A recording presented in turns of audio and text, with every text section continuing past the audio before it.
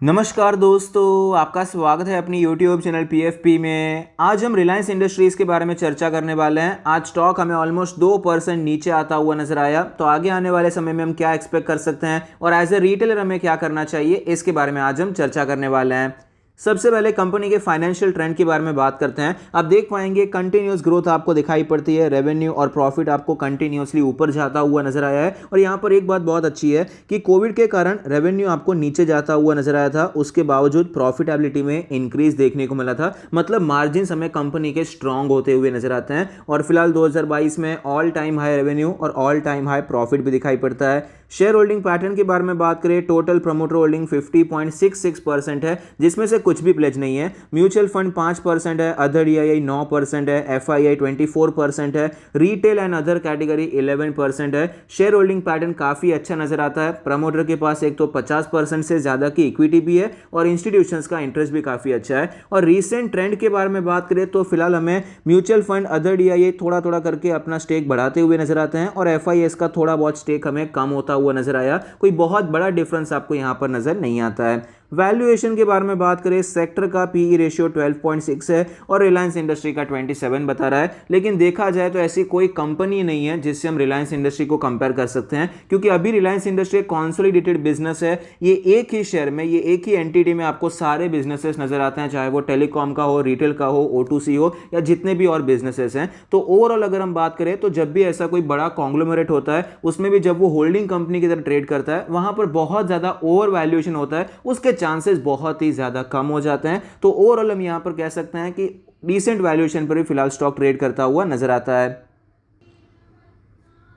Stock के chart पर हमें क्लियरली पता चलता है कि स्टॉक में एक अच्छी रैली देखने को मिली, उसके बाद स्टॉक नीचे आया, 200 दिन के मूविंग एवरेज पर सपोर्ट लिया, यहां पर एक बेस बनाया, फेक ब्रेकडाउन पे एक्चुअली देखने को मिला, उसके बाद वापस एक अच्छी रैली आई। लेकिन ये 2750 2800 ये जोन पे मल्टीपल टाइम रेजिस्टेंस फेस करने के बाद फिलहाल ये स्टॉक वापस नीचे आता हुआ नजर आता है और अपने 200 डेज के मूविंग एवरेज के नीचे ट्रेड कर रहा है और उसके नीचे एक्चुअली सस्टेन करता हुआ भी नजर आता है। पहले यहां पर ये नीचे आया था, लेकिन तुरंत एक बाउंस बैक आया, फिर से नीचे आया, तुरंत बाउंस बैक देखने को मिला, लेकिन फिलहाल ये नीचे आया है और ऑलरेडी एक हफ्ते से ज्यादा हो चुका है कि इसके नीचे ही ये ट्रेड करता हुआ नजर आता है। अपने सारे मूविंग एवरेज के नीचे है। डेली RSI 37 का लेवल है। मोमेंटम नीचे के साइड पे ज्यादा दिखाई पड़ता है और यहां पर एक अच्छा खासा सेल ऑफ भी आपको देखने को मिला है, तो ये भी अच्छी बात नहीं है। वीकनेस थोड़ी सी ज्यादा नजर आती है। डेली चार्ट पे इंपॉर्टेंट लेवल्स के बारे में बात करें, इंपॉर्टेंट रेजिस्टेंस और सपोर्ट के बारे में बात करें तो रेजिस्टेंस आप देख पाएंगे अप्रॉक्सीमेटली 2470 के आसपास है और सपोर्ट के बारे में बात करें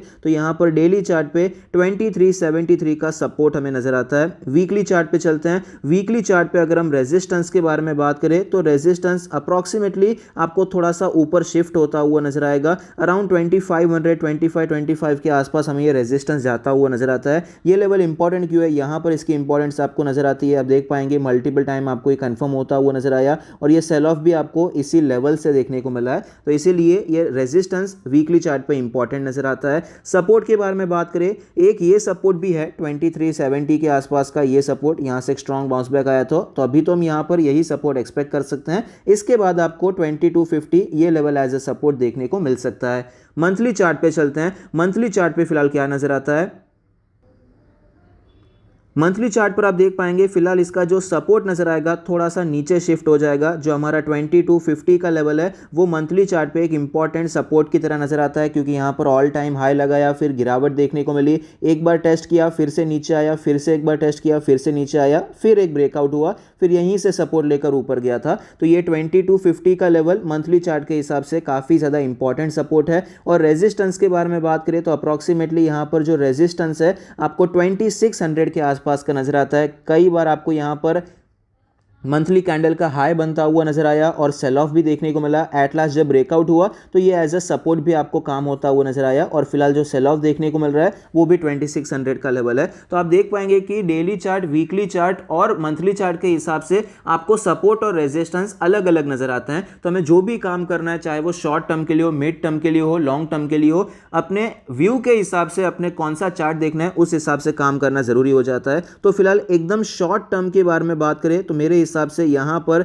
जो सपोर्ट है वो हमें टूटता हुआ नजर आ सकता है। आप देख पाएंगे ये गिरावट देखने को मिली, फिर आपको यहाँ पर एक फ्लैग बनता हुआ नजर आया। यहाँ पर अगर ब्रेकआउट हो जाता है अच्छी बात है, फिर आपको कंफर्म होते ही ऊपर जा सकता है। लेकिन फिलहाल आज सेल ऑफ हुआ है, नीचे के साइड पे ये बार बार ट्रेड कर रहा है, तो प्रोबेबिलिटी ये रहेगी कि आपको गिरावट देखने को मिल सकती है। यहाँ पर इंट्राडे चार्ट पर चलते हैं। इंट्राडे चार्ट पर आपको थोड़ा सा ज्यादा क्लियरली समझ में आएगा। मैं एक बार 15 मिनट का चार्ट लगा देता हूं।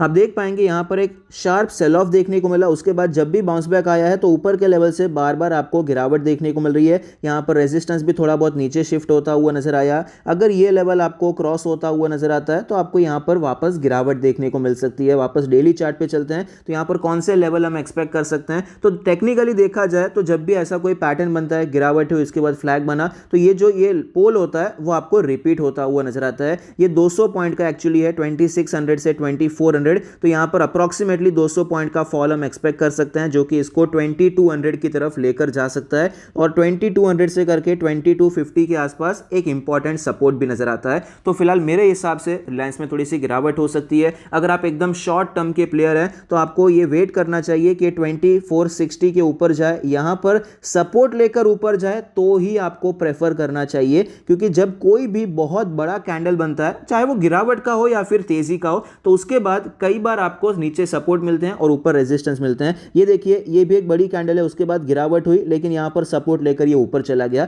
इसी प्रकार से यहां पर अभी गिरावट हुई है, तो अगर ये ऊपर आता है तो यहां से गिरावट के चांसेस रहते हैं। तो ये एक बार फिर से तोड़ दे तो हम मान सकते हैं कि स्ट्रांग हो गया, तो हम शॉर्ट टर्म के लिए खरीदारी करने के बारे में सोच सकते हैं। और मिड टर्म के लिए आपको तभी ही प्रेफर करना चाहिए। अभी यहां पर हमने डिस्कस कर लिया ऊपर जाता है तो किस प्रकार से कोशिश करनी है इसे खेलने की, लेकिन बाय चांस ये नीचे चला जाता है, यहां पर गिरावट देखने को मिलती है और ये स्टॉक हमें 2200 से 2250 के जोन में आता हुआ नजर आता है। तो ये एक अच्छा लेवल रहेगा जहां पर हम as a long term investment इसे खरीदारी के बारे में सोच सकते हैं और मिड टर्म के लिए एक अपॉर्चुनिटी ढूंढ सकते हैं। तुरंत खरीदारी करना मैं सजेस्ट नहीं करूंगा। थोड़ा बहुत यहां पर प्राइस एक्शन बनता है, ऐसा लग रहा है कि ये स्टॉक सपोर्ट ले रहा है, यहां पर स्ट्रेंथ दिखा रहा है, तब हम 2250 के आसपास खरीदारी करेंगे तो हमारा रिस्क रिवॉर्ड रेशियो भी काफी अच्छा हो सकता है। आई होप आपको ये वीडियो पसंद आता है। Thank you, stay happy, happy investing.